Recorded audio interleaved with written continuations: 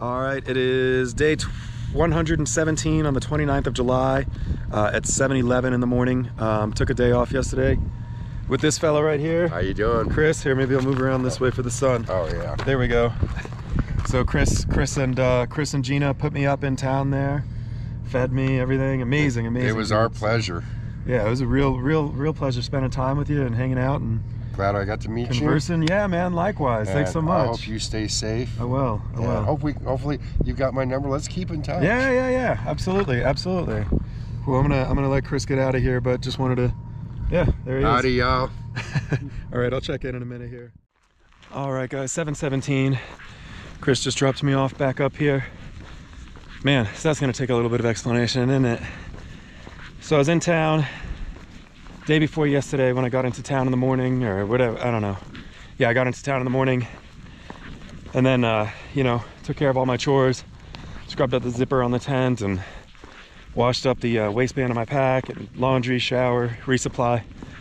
Took care of all that stuff. Had no intentions of zeroing, by the way, in Etna. That was not my intention at all. But as I kind of alluded to, they have both a distillery and a brewery. And there's a whole team of really great hikers in town. Jackpot, Bushwhack, Mamacita. More folks wound up showing up. Wound up being a whole team of folks. Whole team of good folks I know and like. But I mean, I can't blame their presence. I just frankly had too much to drink. Started over at the brewery. Had a couple rounds there with the boys and the gals. Slid over to the distillery, who also had just an amazing menu and chef and program there. Really cool spot, the distillery in Etna. Had another few drinks there. Sure enough, this guy Chris and his wife Gina, just a couple local folks, slid in and they were getting their dinner there. A couple drinks. Well, kicked up a conversation with them and they were really excited about taking care of hikers and really excited about meeting hikers and spending time with hikers and inviting hikers over and feeding hikers and all this. Well, again, I thought it would just be a pleasant little conversation and hanging out with some locals and stuff, but one drink was another, blah blah blah. Wound up being sick that night, going back to the Bluebird, which is also an amazing stop, by the way. Great spot. Yeah, I got sick and didn't want to spend a whole ton much more money. Didn't really want to spend a whole ton much more time either. But again, like I kind of said the other day about that lake I camped at, part of being out here for me anyways is very much about meeting people and spending time with people. So I kind of took the sickness of the overindulgence as an indication that maybe I should give Chris a call. We exchanged numbers at the bar.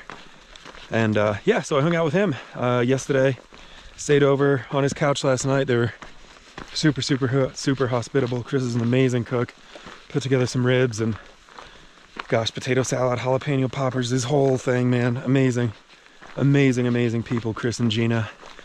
So yeah, stayed with them and then he just dropped me back off at the trailhead. So most of those awesome people with whom I was imbibing a couple nights ago got back on trail responsibly yesterday, so now I'm behind most of the team, but she'll be right. Anyways, plan for this jump. It's kind of a two-part jump. I'm gonna say just because I'm excited to get to Oregon, that this is gonna be Etna to Ashland, but in the middle is Syed Valley, and I have my wife sent a box to me over there. Couple more days of food and stuff, so I'll be stopping in Syed Valley after about 53 miles from where I started this morning, and then another 50 something miles to get down to Ashland, where hopefully I'll be meeting up with Fireweed, a wonderful legendary gal who's been following my hikes for a while. Super cool Forest Service woman, super excited to meet her. She lives in Ashland as well, so, and frankly, again, just super excited to be through with California. So this is a really long check-in, so I think I'm gonna get hiking. I'd love to do 20 something today. slide into Syed tomorrow before likely camping there, scooting on to Ashland. Weather looks great for this jump. Perhaps a little windy tomorrow or the next day or something, but otherwise temperature's fine, no precipitation expected. So I'm excited about it. All right, well, that's everything. Chris and Gina, thank you again so much. Fireweed, look forward to meeting you in a few days. Just a great stop, man. Etna was an amazing town. I'll talk to you guys later.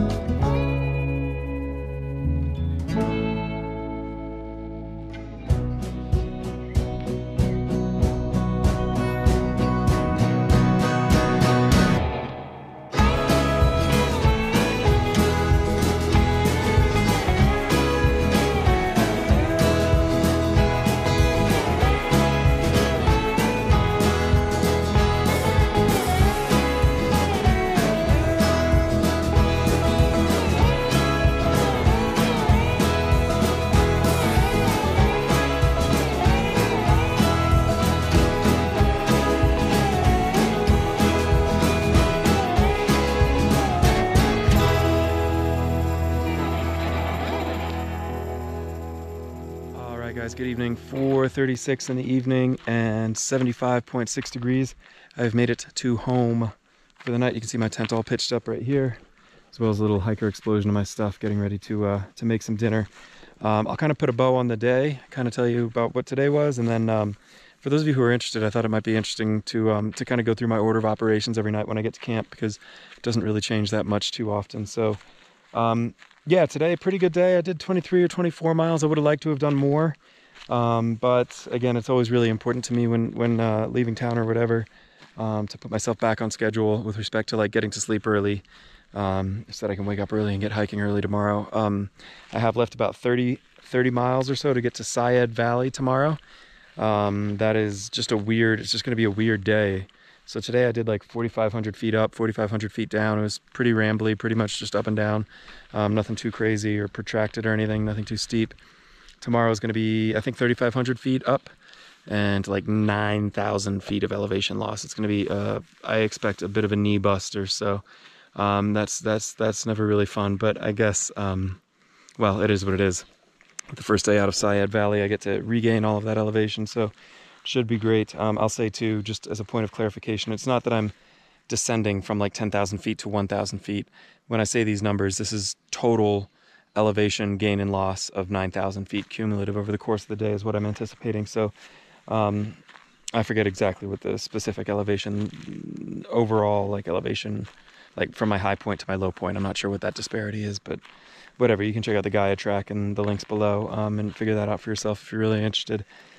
A couple other things I'll say about today. There are a couple hikers right in my immediate vicinity. I passed them a little bit earlier.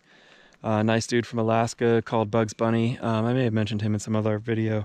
And then a gal called Mamacita as well, who I think is from, gosh, where is she from? I don't really recall. Switzerland, I think. And yeah, so they're a little bit behind me. I expect they probably won't be camping here, just moving on. But yeah, they're in the area. Finally, I'll say it was kind of hard to leave town today because the rodeo is in town today back at wherever I just was, Etna. And that would have been a really cool thing to stick around for. But these miles don't hike themselves, unfortunately, so you got to get out and put in work. So that's about all I got on the day. So I thought I might just kind of quickly go over kind of my order of operations when I get to camp each night. Obviously, it's going to start before I get to camp. I'm going to start spitballing, you know, where I think I'll make it with respect to the elevation gain and the speed I'm traveling and whatever sort of topography I'm facing. I do always like to have water at camp, so like tonight, that's not a problem. There's water less than 1/10 of a mile trail south, so I just scoop some up on my way in. But if there's not going to be water at camp, then I'll make sure that I carry in water. When I speak of water, obviously the amount of water is going to vary depending on where the soonest availability is the next morning. But I do like to camp, you know, ideally with 2 liters or so. So tonight I brought in, I don't know, 4 liters or something. I don't know, because it was only right up the street or whatever, right up the trail. So that was no problem at all.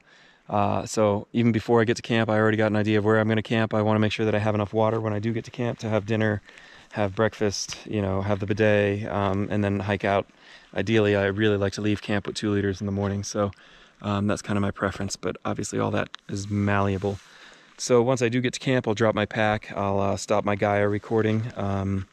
I'll send out a message on my Garmin to my family, just letting everyone know that I'm in for the night. This is where I'll be all night, and then I turn off my Garmin.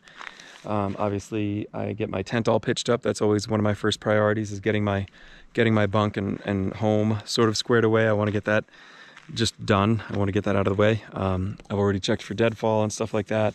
Checked for a nice flat campsite. Already assessed which way the sun is going to be setting. Already assessed if there is a prevailing wind, if that wind is significant, trying to pitch the tent in a manner which will accommodate both my head being on the uphill side, as well as hopefully not having blinding sun in my face or prevailing wind just blasting me all night long. Most of those concerns haven't really been a problem so much on this trail, but they can be. They certainly can be. So once I got my tent all pitched up, I'll go ahead and find a good place where I can secure my bear bag for the night, although I don't secure it right away. Again, the bear bag being the bear-proof, critter-proof, Ursack almighty 20-liter huge food bag. So I've already clocked a tree just right down here that I'm gonna be tying it to and securing with a carabiner. Generally near that tree, I like to dig my cat hole for the morning. It's not elegant, but it is what it is. You know, and that way when I wake up in the morning and go to get my food, to get my breakfast together, I can just already have my cat hole ready and make use of it, and I don't really got to worry about it. It's never an emergency. It's never a rush. So now that stuff's all done, I think I am ready to sit down and cook dinner. I will cook dinner, I will clean dinner, I will dump all the trash out of my fanny pack. I will put in my snacks for tomorrow, reload my fanny pack with tomorrow's snacks. Obviously, again, at the end of the night, that fanny pack is going to go into my odor-proof bags and into my Ursack and go away with all the rest of my foods, that all of my stinky stuff, all of my trash, all of my crumbs, always gets bundled up and treated just like food. I don't ever want any contaminating smells, luring animals or anything over to my tent. So, yeah, brush my teeth, look at the day ahead. That's about it. So yeah, that's my sort of nightly order of operations. And I will filter up whatever water I need for tomorrow morning. I'll take care of that tonight too. I'm always of the mind that I'd rather just, what was that Ben Franklin quote? Like, never put off for tomorrow that which you can do today, or something like that.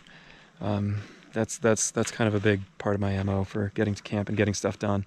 I also know I'm never going to forget to eat dinner. I'm never going to not look forward to eating dinner. So as many chores as I can take care of before I eat dinner sort of keeps me motivated to take care of them quickly so that I can quickly eat and then bunk up. But anyways, that's all I got. Tomorrow's going to be day 118. We're going to get down to Syed Valley. Kind of curious to see what that looks like myself, but yeah, I'll talk to you then.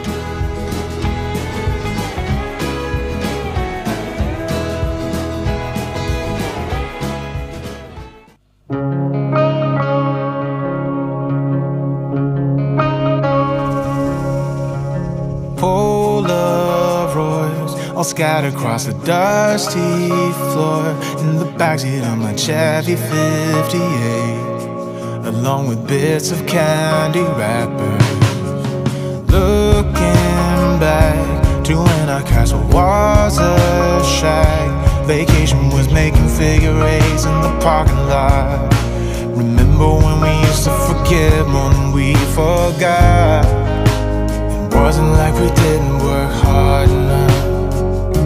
I'm trying to hold on to all the things that we did right. But how could I forget about you leaving? Since my heart has never stopped bleeding, all that I can see is that I lost you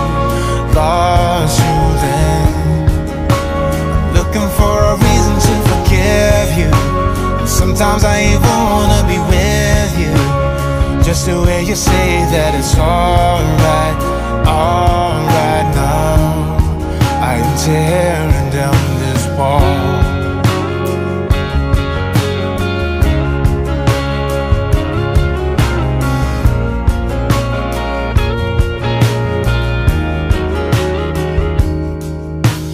Years go by, and gradually the tears run dry, but I'm still here looking for your face in the faceless crowd.